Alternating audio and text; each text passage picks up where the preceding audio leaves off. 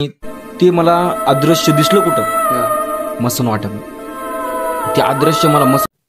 तर नमस्कार मित्रांनो, एके पॉडकास्टमध्ये तुमचं सर्वस्व स्वागत आहे. हे भूषण पंडित यांच्यासोबत अशा अचूक घटना घडलेल्या आहेत, तरी ते त्यांचा अनुभव तुम्हाला सांगतील.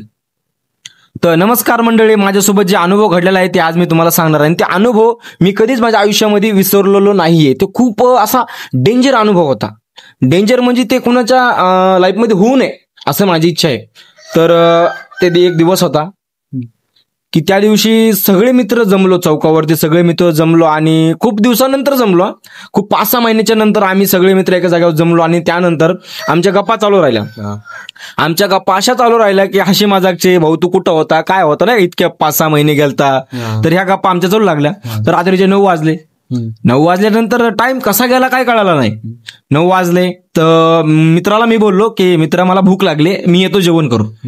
तर तो मित्र म्हणाला की भाऊ इतक्या दिवसानंतर आला आणि तुला जेवायचं पडलं वय, बोल की, त्यानंतर कुठं गाठी भेटी होणार आपल्या, नाही का. तर मी म्हणलं भाऊ नाही रे, घरचे वाट बघते. अरे भाऊ थांब, नंतर तर आईच ना, घरचे आईच ना तुला. तर ठीक आहे, मी थांबलो. त्या मित्राचं ऐकून मी थांबलो आणि त्यानंतर आमच्या अशा गोष्टी चालल्या की हॉरर गोष्टी चालल्या, भूताच्या गोष्टी चालू लागल्या. आता कोणी सांगू लागलं की बाबा लाल साडीवाली, कोणी पांढरी साडीवाली, खूपच अशा डेंजर घटना. आणि त्या गोष्टींमध्ये कधी 12 वाजले हे पण वेळ नाही लागला मला. आणि 12 वाजले त्यानंतर मग सगळ्याला येऊ लागली झोपा, सगळ्याला झोप येऊ लागली आणि सगळे मित्र म्हणले चला बाबा आपल्या आपल्या घरी आपण जाऊया आता झोपायला. तर ठीक आहे चला. आणि माझं घर 30 मिनिटाच्या अंतरावरती होतं. 30 मिनिट खूप म्हणजे लांब होतं घर. 30 मिनिट लागायचे घरी जायला. आणि त्या घराकडे जायला, माझ्या घराकडे जायला असा एक रस्ता होता, ते खूपच डेंजर रस्ता होता. डेंजर म्हणजे सामसूम. त्या रस्त्यावरती काळं कुत्रं नाही, काहीच नाही, एकदम खंगार रस्ता होता, एकदम सामसूम रस्ता होता. आणि सगळे मित्र गेले आणि मी पण निघालो तडतडा रस्त्याने निघाल्याच्या नंतर जे गोष्ट मित्र सांगू लागले त्या गोष्टी मला आठवायला होत्या. मनामध्ये माझं हृदय धगधग करू लागलं. खूपच डेंजर अशा गप्पा मित्रांनी सांगितल्या होत्या, त्या आठवत होत्या मला. आणि रस्त्याच्या थोडं पुढे गेल्याच्या नंतर मला एक कुत्रं दिसलं, काळोझर कुत्रं दिसलं. आणि मी विचार केला यार की ह्या रस्त्यावरती सामसूम रस्ता आहे आणि रस्त्यावरती काही दिसत पण नाहीये, काळं कुत्रं दिसलं कुठून? कुत्रं काळं, एकदम काळं. लोक म्हणतात की तो सामसूम रस्ता आहे, तिथं कोणी काही दिसत नाही रात्रीच्या वेळी. रात्रीचे 12 वाजलेला कुत्रं दिसलं. आणि मी असाच विचार केला की जाऊ द्या चला, दिसतंय एखाद्या वेळी दिसलं, काय प्रॉब्लेम आहे. तर त्याला मी इग्नोर केलं. इग्नोर केल्याच्या नंतर मी पुढे चाललो, तडा पुढे चालायला लागलो. आणि रस्त्यामध्ये अर्ध्यात पोहोचल्यानंतर मला काय दिसलं, ससं दिसलं. पांढरं शिपीट ससं दिसलं मला, आणि यार मी विचार केला यार कुत्रं दिसलं, नंतर ससं दिसलं. त्या पण गोष्टीला मी इग्नोर केलं. इग्नोर केल्याच्या नंतर मी पुढे चाललो.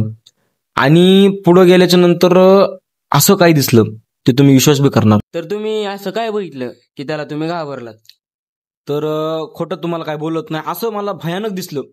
भयानक गोष्ट ती माझ्या लाईफमध्ये कधी मला ती गोष्ट दिसली पण कधी मी ती विसरणार पण, असं भयानक मला दिसलं. आणि भयानक म्हणजे काय, लाल साडीवाली बया, लाल साडीवाली, लांब सटक तिचे काळे केस आणि पायाकडे लक्ष दिलं, पाय तिचे साक्षात उलटे बघून माझी फाटली साक्षात आणि फाटून माझ्या हातात आली.